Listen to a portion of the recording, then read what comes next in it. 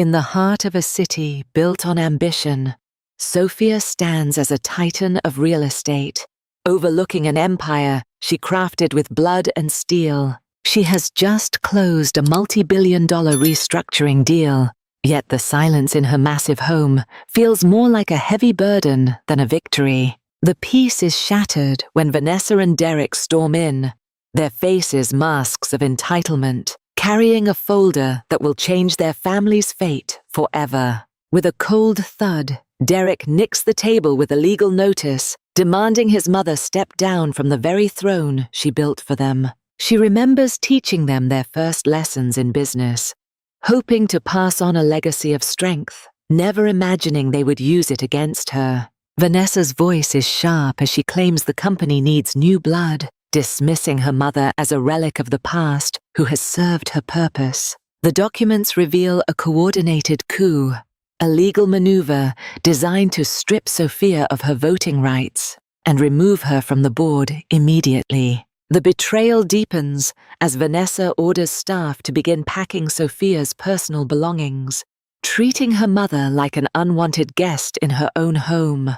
Without a hint of remorse, Derek signs the executive order that erases Sophia's name from the prestigious project she spent 5 years developing into a reality. As Sophia takes her final walk through the hallway, the distant sound of celebratory music starts, signaling the children's premature victory over their own mother. She leaves with nothing but her dignity, stepping into the night as the doors of her kingdom lock behind her, casting her into the cold. Behind those doors, the children toast to their newfound power, unaware that they have just declared war on the most dangerous woman in the industry. In the world of high-stakes business, Sophia knows that those who think they have won too early are the easiest targets for a master architect. She is not defeated. She is merely repositioning her pieces on a board her children don't even realize she is still controlling from the shadows. Vanessa believes she has inherited the world, seeing her mother only as a stepping stone that she has finally and successfully jumped over with ease. The counterattack begins in a quiet corner of the city, where loyalty is bought with history rather than the shallow promises of ungrateful heirs.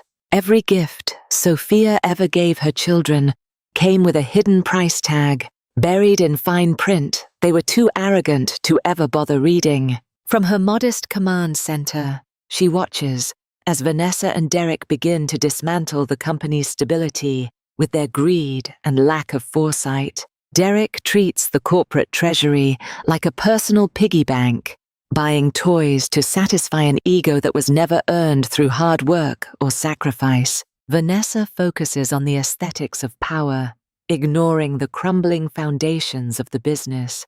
As she chases the hollow approval of high society peers, the web is being spun, and every move the children make only draws the silk tighter around their unsuspecting necks in this high-stakes game. Financial ghosts begin to stir as Sophia triggers dormant clauses that link the children's personal fortunes to the very debts they are now creating. She is the master of patience, knowing that the greatest lessons are often taught through the cold, hard reality of one's own misguided choices. Without Sophia's guidance, the children find that leadership is not about giving orders, but about understanding the complex machinery that keeps an empire standing. Derek's confidence begins to waver when the first cracks appear in the facade, as banks start questioning the legitimacy of their sudden leadership transition. The rumors of Sophia's downfall were the first phase of the plan,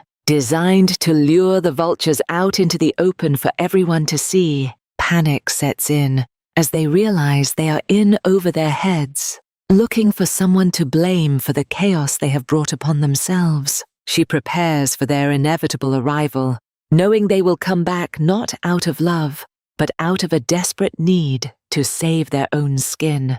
Driven by greed and fear, Vanessa and Derek descend from their ivory towers to find the mother they so heartlessly discarded just weeks ago. They don't come to apologize. They come to demand a solution to the crisis they created. still viewing their mother as a tool to be used. Sophia plays the part of the broken mother perfectly, drawing them into a false sense of superiority as they enter her trap with confidence. Derek rants about the financial losses, blaming Sophia's previous management for the current disaster, showing the true depth of his lack of character.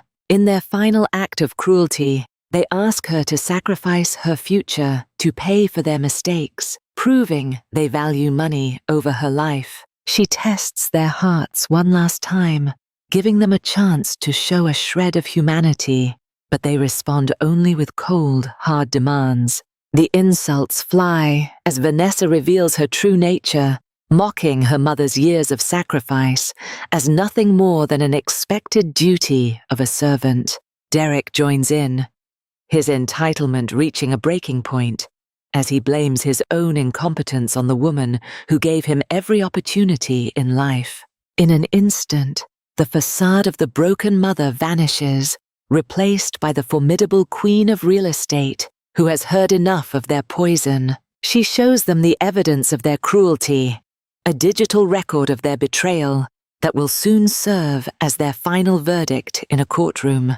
The realization of their mistake hits them like a tidal wave as they see the trap they have so arrogantly walked into without a second thought. She orders them out, not with anger, but with the cold finality of a judge passing a sentence that can never be appealed or changed. They flee like cowards, their confidence shattered, still unaware that the worst is yet to come for their bank accounts and their social standing. With a single signature, the process of reclamation begins, reclaiming the legacy that was stolen by greed and restoring order to her empire once more. Justice moves swiftly, serving papers that strip them of their cars, their homes, and their titles, leaving them with nothing but the clothes they wear. The queen returns to her throne, not to celebrate, but to clean up the mess left behind by children who thought they could outplay a master. The lesson is clear. In the game of power and family, respect is the currency that buys you a seat at the table of the elite.